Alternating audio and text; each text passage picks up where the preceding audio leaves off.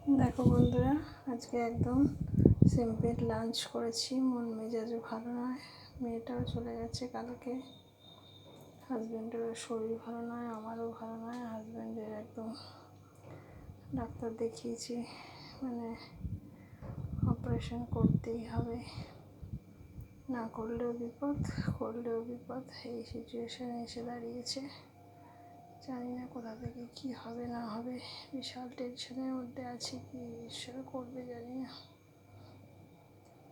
এই কোনোরকম রান্না করেছি, এই আলু সেদ্ধ, পটল ভাজা আর পেঁপে দিয়ে কাঁচা মুগের ডাল।